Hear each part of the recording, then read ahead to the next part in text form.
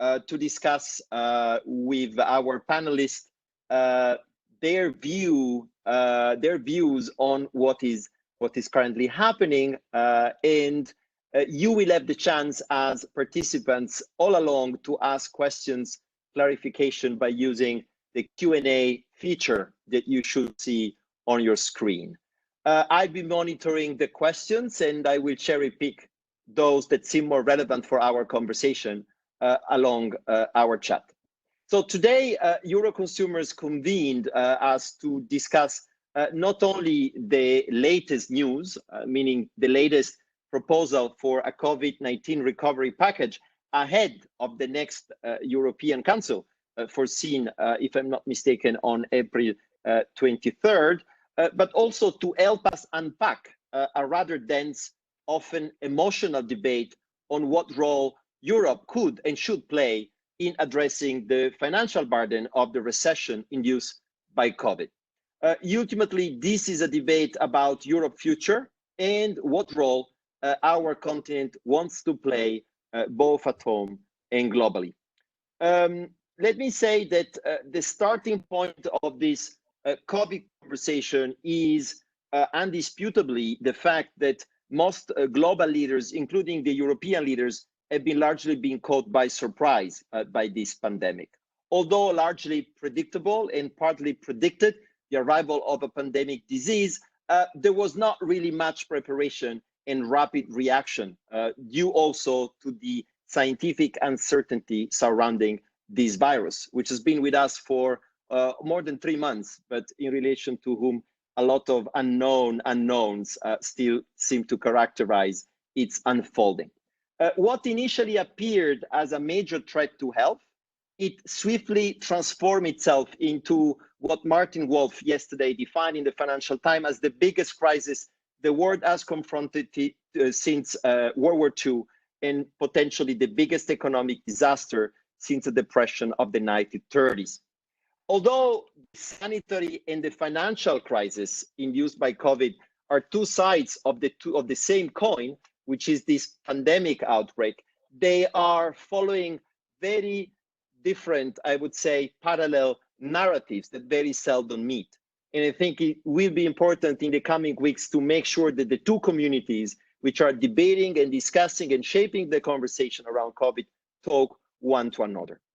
As you all know, after some hesitation, the European Commission has been coordinating together with other institutions, notably the European Council, the Eurogroup, a common European response. So a common European response has been emerging, perhaps a bit slower than expected, but it is currently emerging. And the goal is to, on the one hand, to reinforce the public health response and the sectors which exist across national borders, because this, as you have heard many times, is predominantly, but not exclusively, national competence, but also to mitigate the socio-economic impact in the European Union. So the question is this common European response enough? As I said, we have a great lineup of speakers that will help us unpack some of these rapidly moving debates that we are having over the last few weeks on what role the European Union could or should play in supporting the member states when facing a COVID-induced recession. So let me start by asking each of our speakers to briefly share their view on the current European response to the COVID situation in potentially possibly the most simple way, by highlighting what is new, what is not new, and what is actually your take on it. So perhaps we're going to start with Daniel Gross, please. Thanks a lot. Before going to the European response, I just wanted to share a few reflections on the survey which you have done, which I thought had a couple of interesting points. The first one is that you found that many people have actually experienced at least one symptom of the coronavirus, but only a very small proportion of them has gone into full quarantine. And that refers back to something which you said earlier, which is these unknowns, how this will develop. And while we don't know whether the symptoms, whether one symptom is enough, right? We know that if you have a full quarantine, then the virus cannot spread. And that makes me somewhat apprehensive about our capability, or at least in some countries, to get this virus under control, because, and that is very often overlooked, it's not only a question of whether governments close schools or shops, it is to a very large extent how the public actually participates. And that brings me to the second point, which is interesting, your survey, where you found actually that the loss of income, I would say, has been rather limited for consumers, but we can discuss that. But that maybe because people feel scared, the more important part is not so much how much income they lose and whether the government allow them to shop, but people say, okay, times are uncertain, we stop consuming, right? We spend less. I think this is something which will weigh on our economy. So with this as a background, as you said earlier, the economic outlook is extremely uncertain. While this uncertainty cannot really be eliminated, I would submit that de facto this crisis is not what is called a symmetric shock. Maybe the medical course of the disease is very similar across countries, but the impact on the different economies and the capability of different member countries to react is very, very different. And therefore, de facto, it is an asymmetric shock where the shock hits the weakest, the strongest. And that would be a situation in which European solidarity is warranted. But my impression is we have seen very little of it. I think one has also distinguished between two areas or two spheres. One is the sphere of public opinion. And there, I think, especially in Italy and Spain, other southern countries, the impression has been created that the Europe, the Eurozone has been of very little help. And in the north, to some extent, the impression has been created, these countries now want to get something under the pretext of the crisis, which they weren't able to get beforehand. And these discussions have really led to a very weak response. Now, with some delay, something is forthcoming. Perhaps André can summarize it if he wants. But my view is that it is, as a matter of fact, too little, too late. But let me stop here and give André perhaps the floor. André Sapir. Thanks. I certainly share what Daniel has just said. I will try to add a few elements. The first one is that the responses have been mainly national responses. And in a sense that was to be expected, since it was first a health crisis that has now turned into also an economic crisis. But since health is a responsibility of the member states and there is no EU competence, that was to be expected that the response first on health would be purely national, and then indeed on the economic side as well, it was at first mainly an economic response coming from the member states to support income and to prevent firms from going bankrupt. So there, I would say what I lacked from the European side in the initial phase, in the, let's say, more health phase, is that although indeed health is not a competence of the European Union, trade and the single market is obviously not a competence, but the central competence.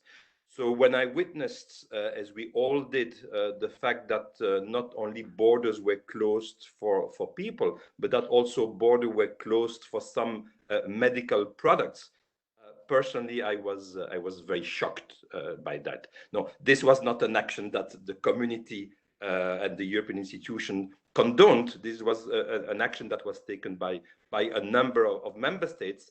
And I think, unfortunately, the Union agreed or was passive on some of those actions, or when it tried to remove those actions by the member states, those barriers, it did so by trying to put some barriers vis-a-vis the rest of the world. So I think that was very, very unfortunate.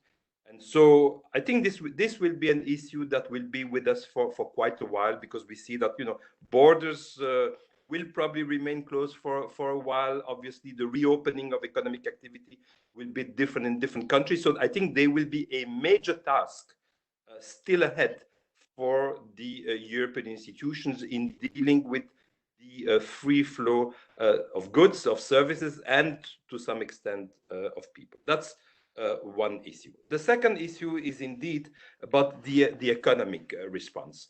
So there's been a lot of economic response on the part of the member states, and essentially what did the union at the level of the EU or the euro area, what did the union do is essentially give a license to borrow to member states, you know, saying, you know, there's no limit, you can borrow as much as you can, and the rules of the Stability Pact will be suspended. The ECB will provide the help. All assistance that exists via the ESM, via the EIB, all of this will be provided, but in the terms of loans to member states. And as Daniel rightly said, a difficulty is that there is an asymmetry here between countries. There is an asymmetry in the sense that some countries are more hit on the health side, and some countries are also more hit on the economic side.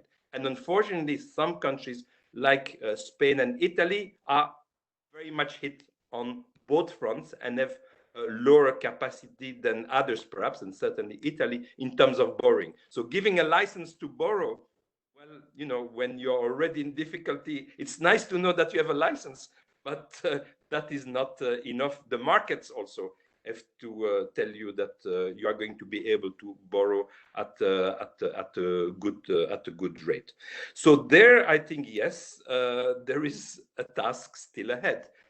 I personally like very much what I think will be on the main point on the agenda of the meeting of the heads of states next week, which will not be simply to endorse what the Eurogroup has done, because this is essentially uncontroversial. What has been done with SURE, what has been done with the EIB, what has been done with the ESM is uncontroversial. What is more controversial is what the Eurogroup could not decide. And this is the proposal essentially coming from the French government about a recovery fund. I think that proposal is indeed the central matter to be discussed next week. And just be brief to say one word on this. What I think this proposal will be about, and why I believe it's a very, very good proposal. It's clear that the EU budget, given the treaty constraints, the EU budget cannot be used to borrow money and spend to make transfers across countries. That is not possible. So the borrowing of money, if we want to go for a European recovery program that is financed through borrowing, the borrowing will have to be done via a special purpose vehicle. So raising the money by the countries that want to participate, or if that's possible, otherwise those who are willing to participate, raise the money. But then the money would be spent via the European budget, in a sense like the European Development Fund. The European Development Fund is managed by the EU budget, but it's not money from the EU budget. I think here would be exactly the same thing. If one can agree politically on this SPV, raising money, the number that has been used is 3% of EU GDP, would be raised via the SPV, then would be made available for the European Commission, probably also the European Investment Bank, to then do expenditures that are expenditures that, you know, on projects that are common projects, but also to allow transfers to the countries according to need, to countries that need it the most. Let me stop here. Thank you very much. Paolo Martinello. I would try to follow a bit the the arguments, the topics that has been already mentioned, and I start from the last one that may be the more important one in this moment due to the calendar and the awaiting of the meeting of the Council of 23. That is the financial aspect of this crisis. I am not an economist. I am a poor lawyer, so I don't consider myself an expert of different instruments. But as a leader of a consumer organization, I think that we should pay attention to the results, to the final results, not to follow too much the discussions and the quarrels that are running during these weeks in different countries, including Italy, about which one of these instruments is better or is the best, and so on and so on. As a Euroconsumer, we asked and we proposed to the European leader to think about the possibility to introduce a new instrument that we call Corona Bond, maybe a bit simplification, but we are convinced that the problem of sharing the debt for the future stability of Europe and of different countries has come to a crucial point now, and this argument and this proposal has to be put on the table.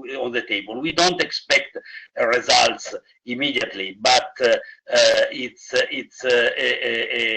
a moment when we have to start the discussion, because early or late we will arrive to that. I am convinced about that.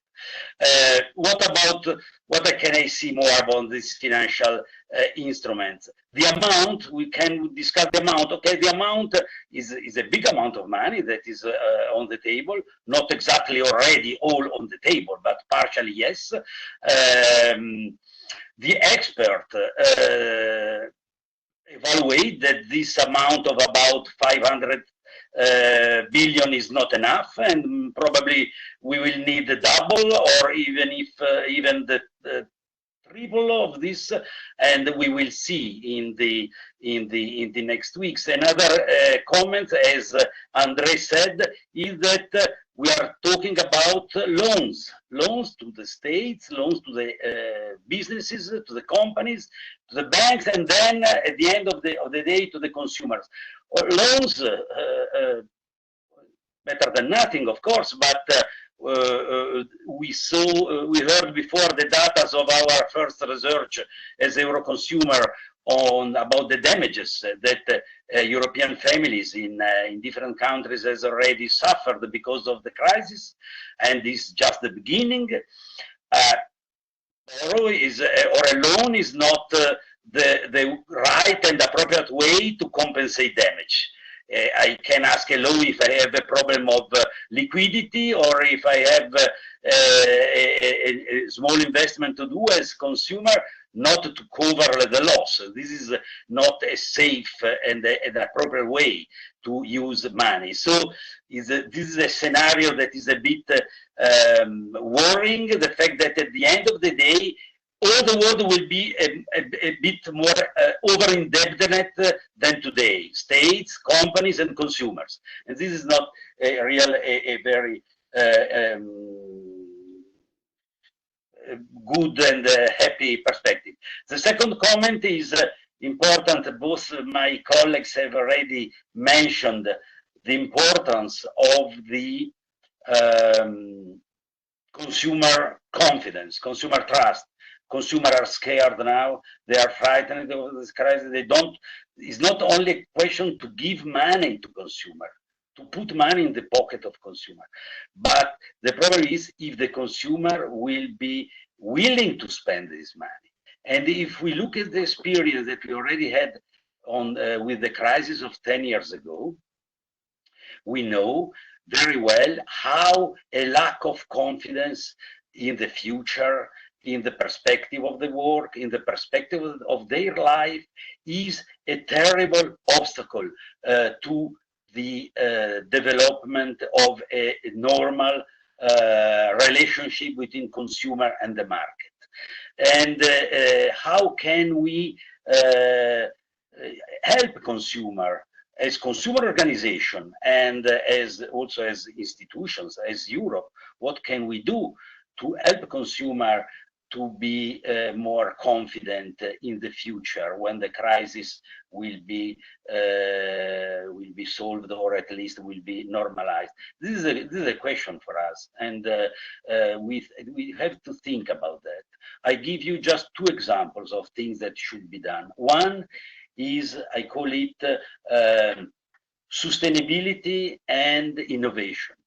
It would be a pity if all the money that will be put and pushed in the economy will go only to save and help the economy as we left it before the crisis. I think that we should link this big flow of money with, because of the pandemic, because of the economic crisis, to the Green Deal that we were ready to start with a few weeks ago. Just so we will have two crises to manage: the pandemic one, the climate one, and the solution of these two crises should be linked. This is the things, because consumers are more in favor of innovation and sustainable product and service, and this could be a criteria to push them. Second hypothesis is that we should think about a new model of consumption. I think about collective consumption. A consumer alone that has to decide alone what to buy, if buy or not buy, is a weak consumer, is a scared consumer. If we organize, and as a consumer, we already have an experience on this field, and we will try to enforce and reinforce this experience, we should try to help consumer putting together, to make collective purchase, group of consumers that go together into the market, to give strength to the demand in front of the suppliers. And this is an interesting task for a big consumer organization like Euroconsumers, that could be a platform, an international platform, open to millions of consumers that could put their collective and global demand on the market, and negotiate and start a dialogue through Euroconsumer with big companies, with institutions, with suppliers. This is another idea that I put on the table. The point is, consumer will need help to go on being consumers. Thank you, Paolo. Thank you, Andre and Daniel, for this first round and for sharing your first take on what has been going on and what it might happen next. Since nobody has expressly mentioned the word Eurobonds or Corona bonds, as a moderator, I feel the pressure to mention those names. Why I do so? Well, for the very simple reason Daniel already hinted at, the fact that collective imagination as shaped by the politics of COVID has been captured by the idea that the EU should see this crisis as an opportunity to promote a joint instrument that could mutualize debt, future debt in Europe. What I would like to ask you in a couple of minutes each is to clarify the terms of the debate. Is it true that this would be the first time in which the European institution would actually foster the idea of mutualization of debt? Or is this something that already is part of the logic and dynamic that occurs under, for instance, the monetary pillar? So perhaps you're going to follow the same order, if you agree. A couple of minutes to present the terms of the debate and your personal take on why there has been such a politicization of the issue, which has been depicted in a very caricaturized narrative of the North versus the South, even though this was clearly and manifestly not so neat, and it was much more nuanced conversation that it was happening, that has occurred also in public debate. Daniel. Yes, you asked about the politics of it. The politics is that I think both in the North and the South, it has basically brought to the fore old reflexes. We have a crisis, therefore we need Eurobonds, right? And on both sides, I think few people are looking actually at the economics of it. So what would be the actual meaning of such a thing? The first thing is, of course, these famous Eurobonds. This is an old idea which has been discussed for quite some time. Andre and Bruegel have actually made proposals, but it was always clear that we had these Eurobonds, meaning allowed every country. Well, that's very important now. A Eurobond usually means a country can issue bonds which are guaranteed by everybody else, right? And the objection to that has always been on the North that this means that you give basically credit card to everybody, right? And then all the others have to pay. The incentives are, of course, not very good. The more economic objection has always been that these Eurobonds are probably then considered senior.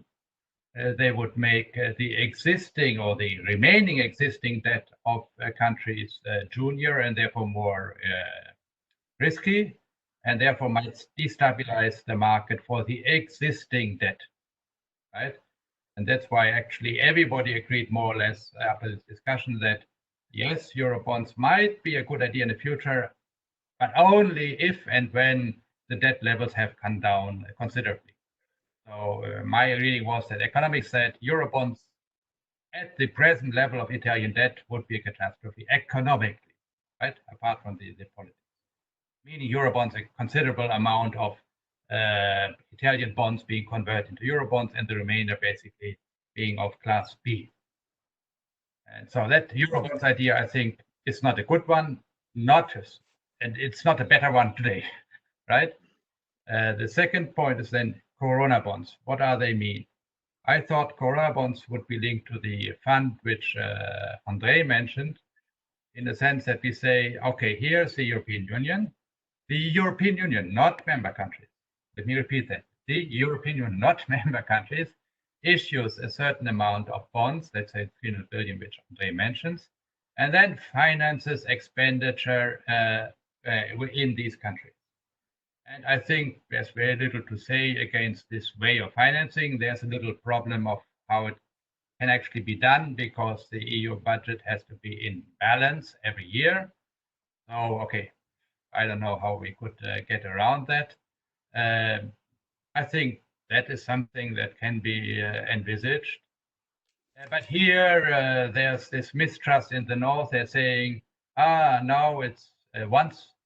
But who guarantees us that next year Italy will not come? Our situation is still critical. We need more of the same.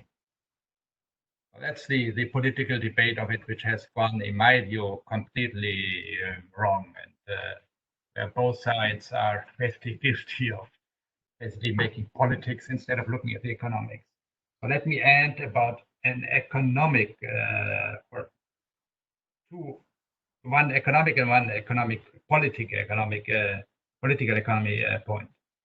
And this is actually what I wanted to ask Andre earlier. If one thinks about Eurobonds to finance this fund, right, for COVID expenses, my question then is, who decides when and where will the money be spent? Because if it's the EU budget, we need unanimity every year. And I can see how every country finds a reason to say, okay, we have also been hard. How can we make sure that the money will actually spent in the first instance in countries which need it most? And maybe need it most, not because they were hardest hit, but because they are neediest, right? So it's very difficult. And I can see the polls saying, what are we saying here? The Italians are still much richer. Why should they get so much money out of it? That's my first point about this. Now, let me come back to the strict economics, which is often forgotten. Mutualized debt is not debt which has disappeared. I mean, this is a delusion.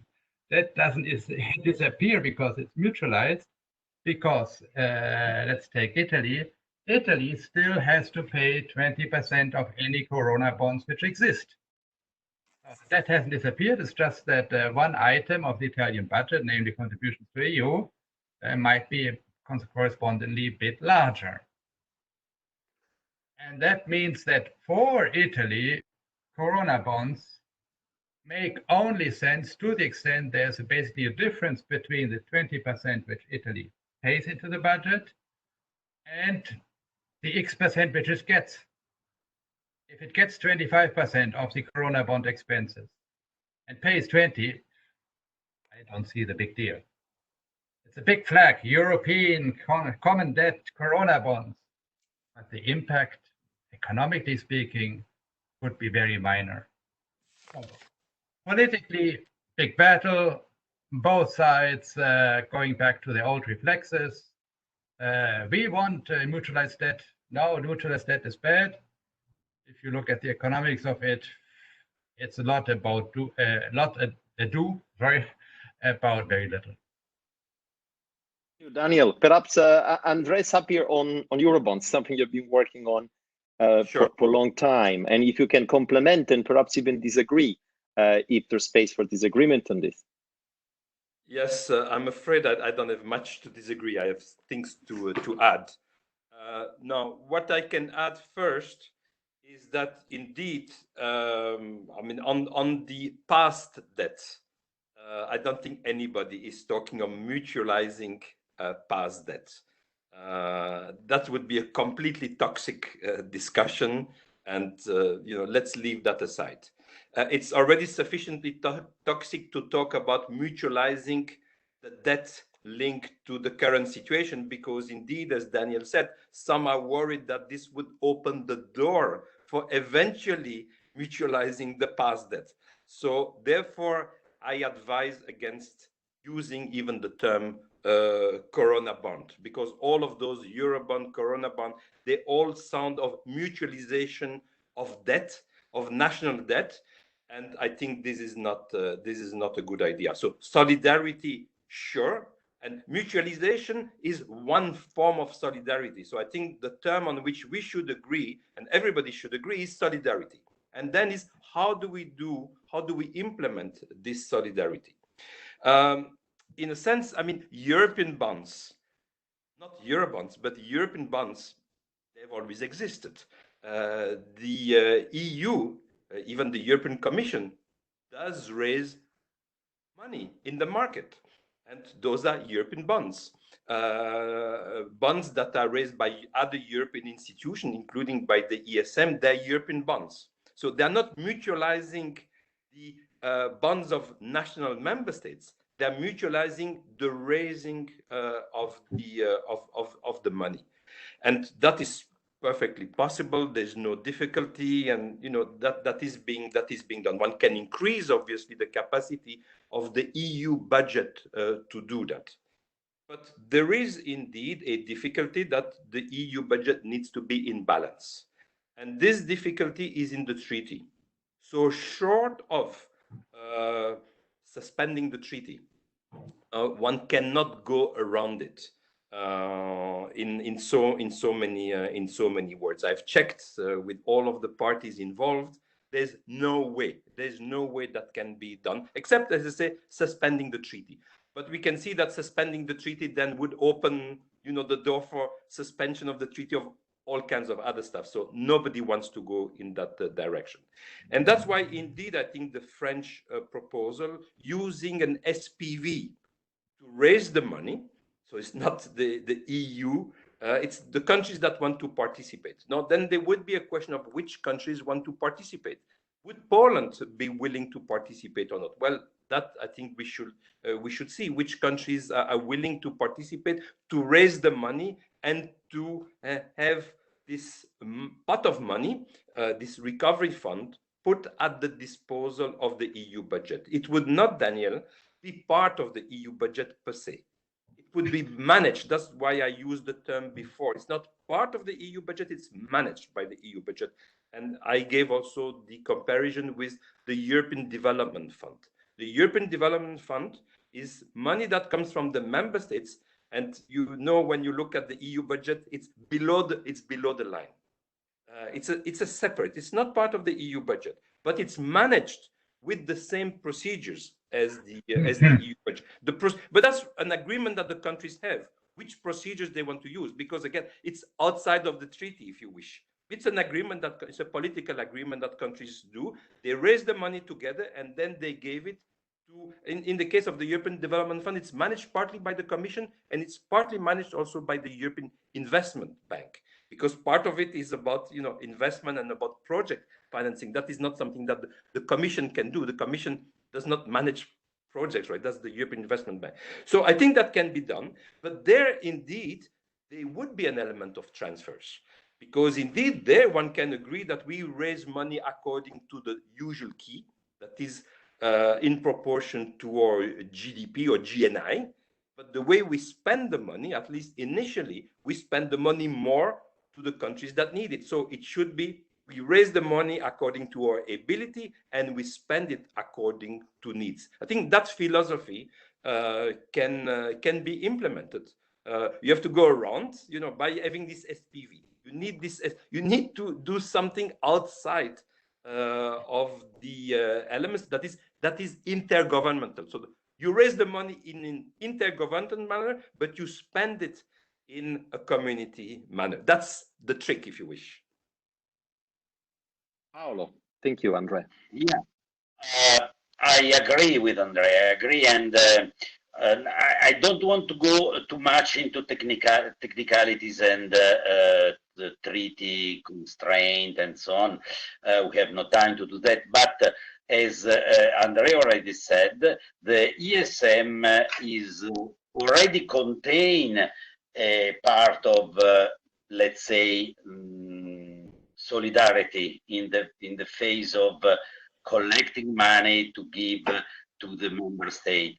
Of course, now many things are changing, but as we know and we remember that at the beginning, this instrument was born out of the treaty, and then the treaty had to be changed to include the ESM within the European institutional framework. So this course is not impossible. I mean, it's long, it's not easy, but it's not impossible. Corona bond, I mentioned Corona bond before. What do I mean with this word?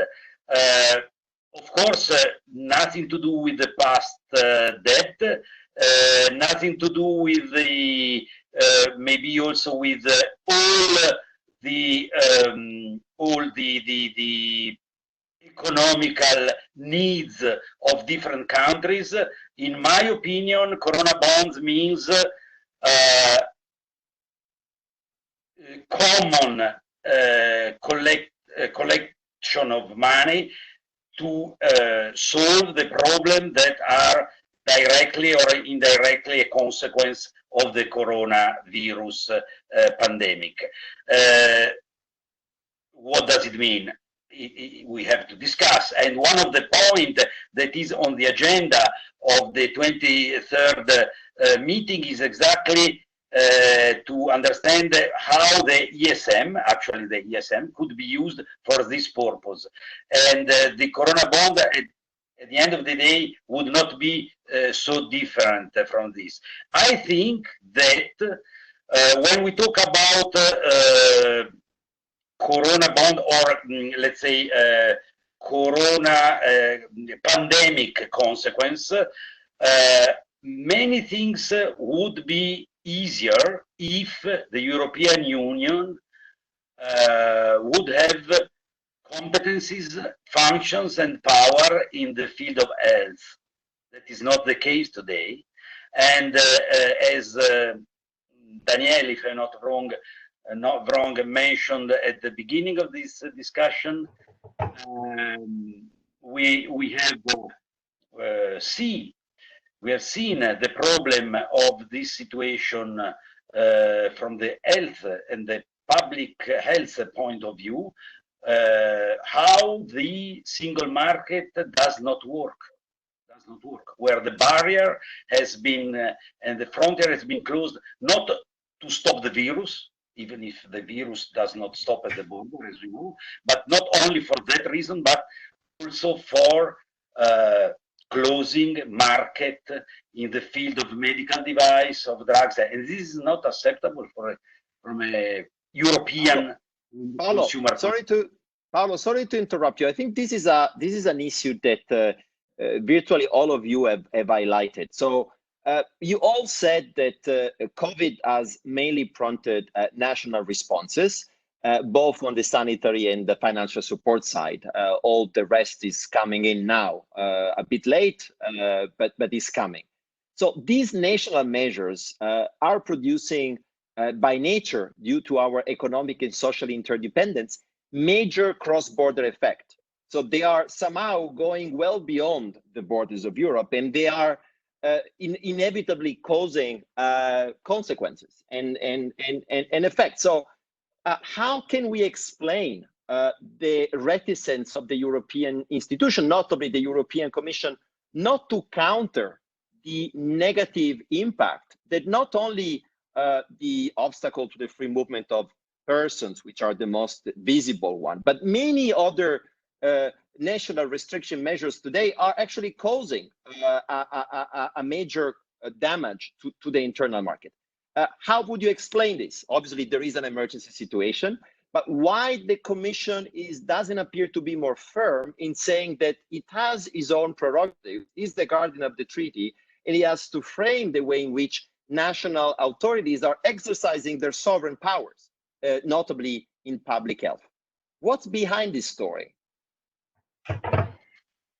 If I can give you immediate feedback, because it was exactly the last point of my speech. I think that this cannot be explained. I mean, the European Union in front of the problem of health, not of food safety, not of defective drugs.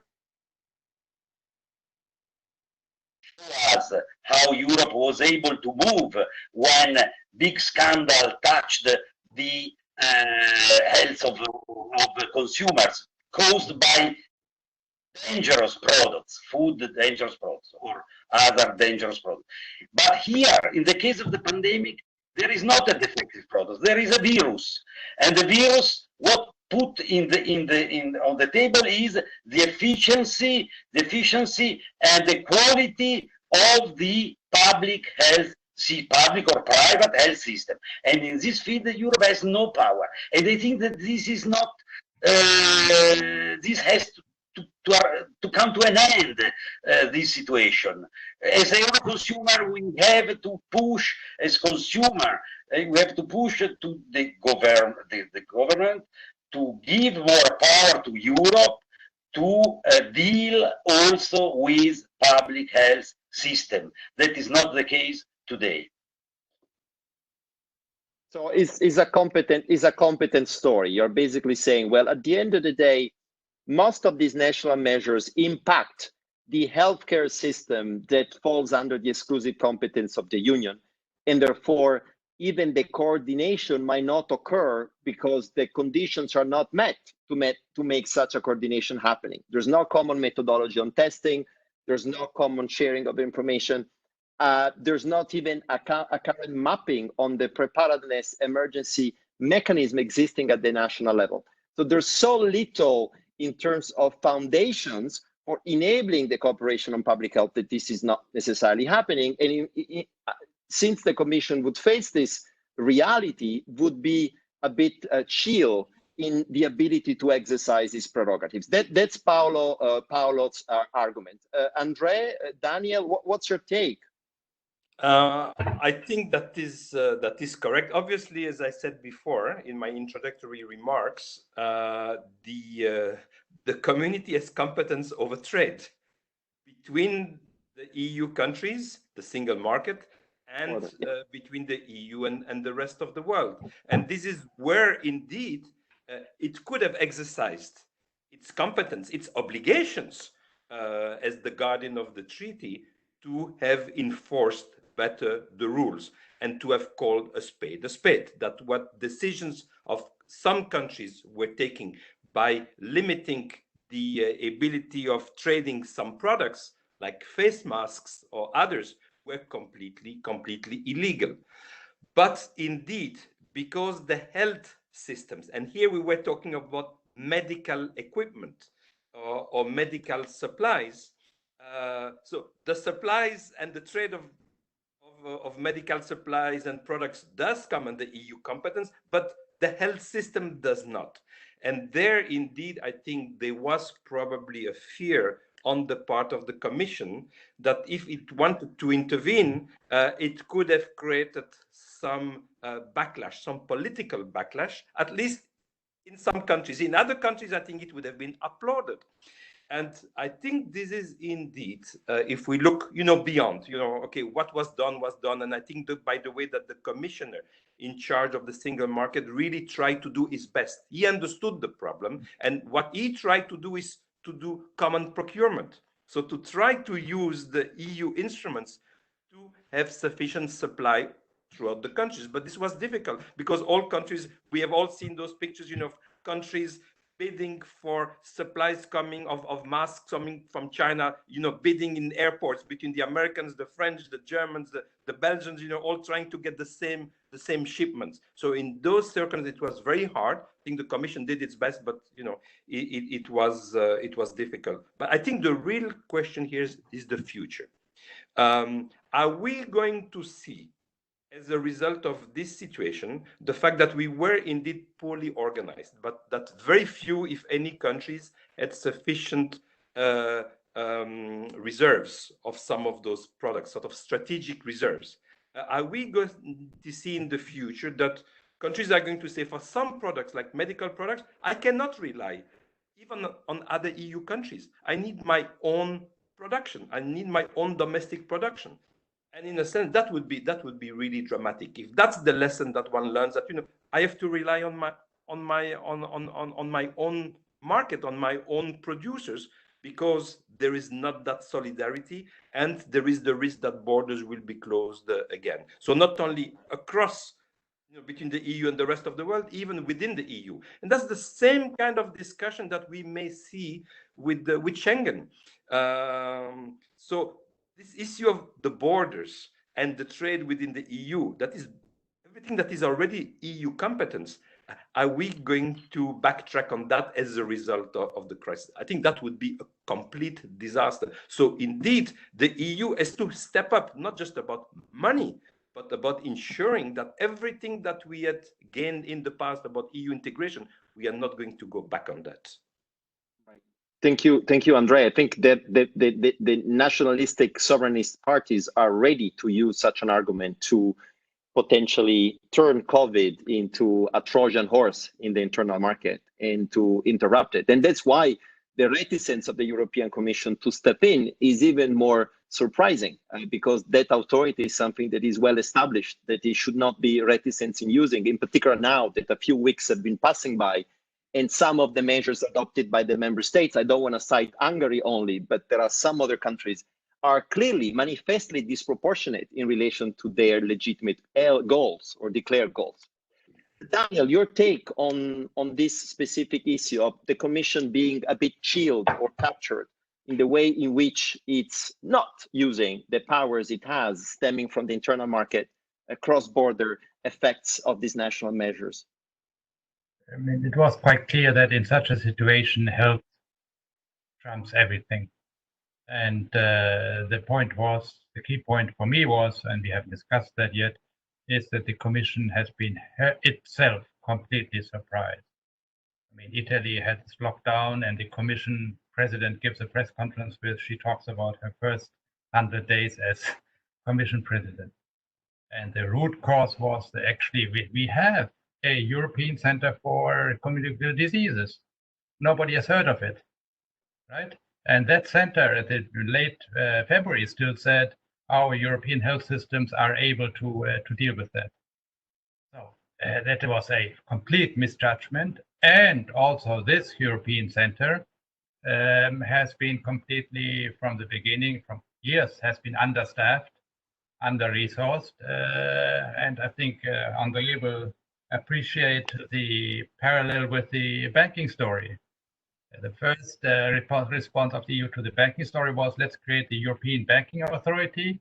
but let's just make it so small that it cannot really do anything, and so weak that it doesn't interfere with national banking.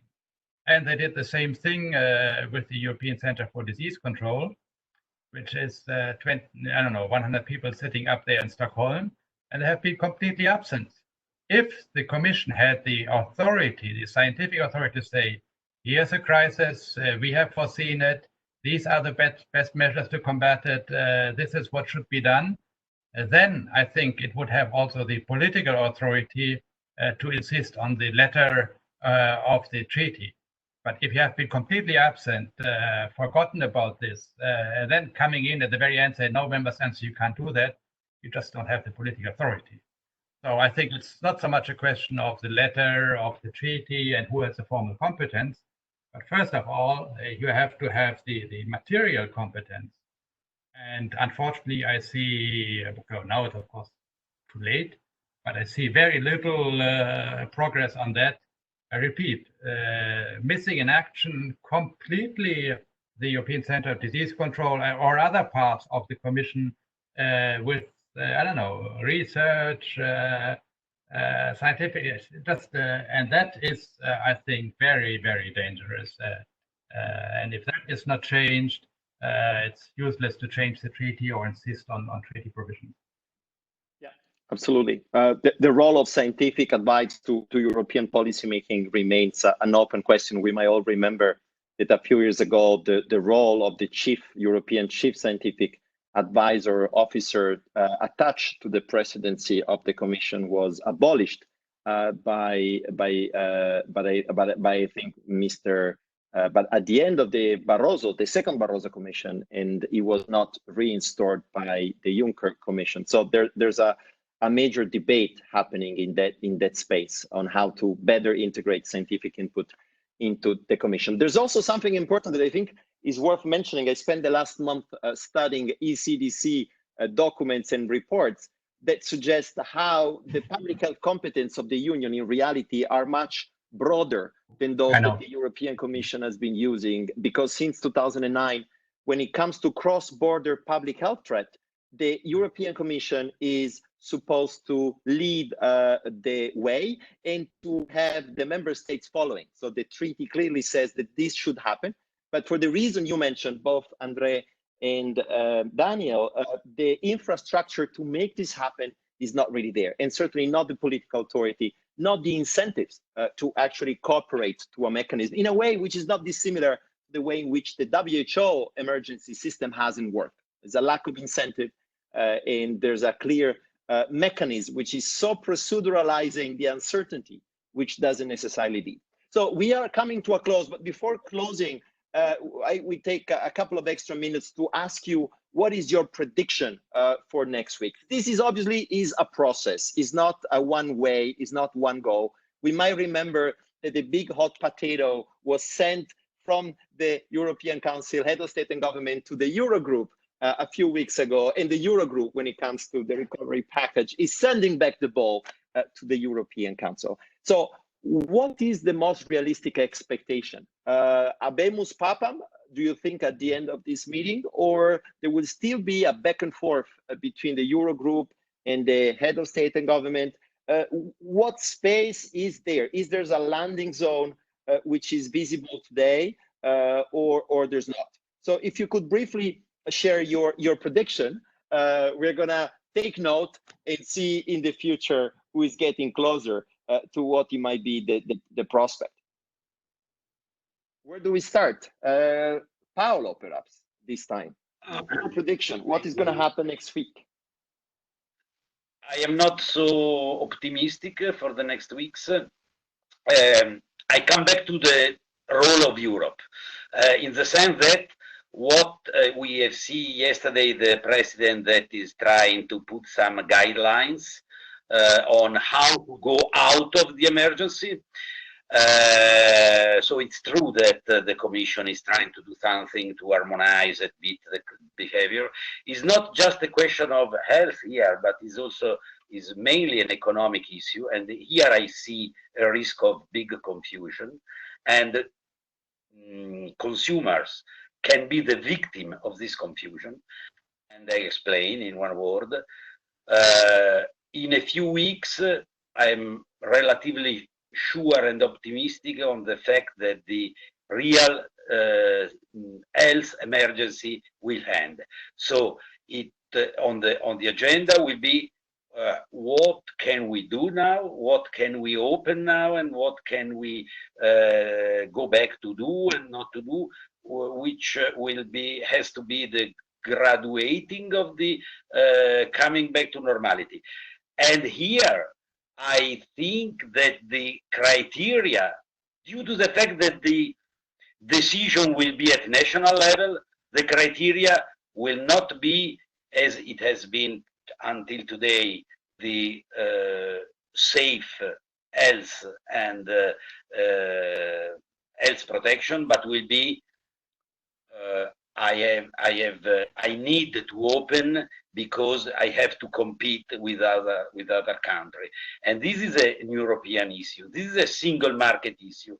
It's not acceptable that in one country, if there are not common and equal conditions, a government, a local government, a national government can decide to go on and to close the emergency, while another country decide to wait a bit if it is in the same sanitary condition. It is a problem of fair competition.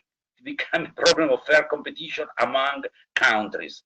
And in the middle, there are consumers. So this is the scenario that I think that is a bit worrying. And I hope that the Commission, even if they have not so many power, they will be able to give strong guidelines, and as they are only guidelines, to convince national government to follow them. Thank you, Paolo. I think it's very important to highlight the potential of the roadmap, on the exit roadmap that the Commission jointly with the Council has published yesterday with the European Council, because the big question is the enforceability of the criteria, the 3 criteria that were put forward. What is going to happen if one country is going to move too fast? So without having the epidemiological backup, the number of infections is not necessarily going down. Still, there is an acceleration. What if a country struggles or slows down the reintroduction of a restrictive measure when it is manifestly evident? To what extent the Commission might actually go after those member states by saying, hey, here you are not respecting the roadmap? And obviously this will be a difficult question, not only a legal, but also a political one vis-a-vis certain countries. And I think this should also be discussed next week. I don't know to what extent there will be space or whether this is in the agenda. I don't think so. I think the roadmap exit is kind of a done deal, but let's see how this will unfold. Andre and Daniel, on your prediction for next week, for the next step of this crisis. Yes, so my prediction, let's first see what the leaders have done so far. They have not assumed their responsibility, frankly. They have not assumed leadership. What they did is that they welcomed the action of the ECB. They will now next week endorse the decision of the Eurogroup. That I don't think is exactly called leadership. That's sort of leadership from behind, not leadership ahead. So they need to snap out of this being behind and really lead. Now, what would that mean next week? I think leadership next week would be, and I think it's not completely impossible, is that indeed they would need to say, we do want something like this French proposal. Again, not use any Corona bond, Eurobond, forget about the word bond anywhere, but endorse the idea, which is, not controversial in the term, this recovery fund. I think the recovery fund, they should absolutely say, we want, not, we endorse, we want a recovery fund. We, the leaders, we want a recovery fund. But obviously, then the leaders would turn to the Eurogroup to come up, and the Commission and others, because partly would be the Eurogroup probably that would set up something. Other things would be the Commission, the European Investment Bank. So I think they can do that. I think anything short of that, I personally would be very, very disappointed. If all they say is that we endorse what the Eurogroup has decided a week ago, which is simply loans, then I say, I'm completely fed up about the capacity of the European Council to assume any leadership. So they must take the decision. We want a recovery fund. Then obviously there would be huge fights about how to do it, how much, the amount, the conditions. There'll be plenty of fights, but they must make that decision, as they did at the time with the banking union. The famous June 2012 Council.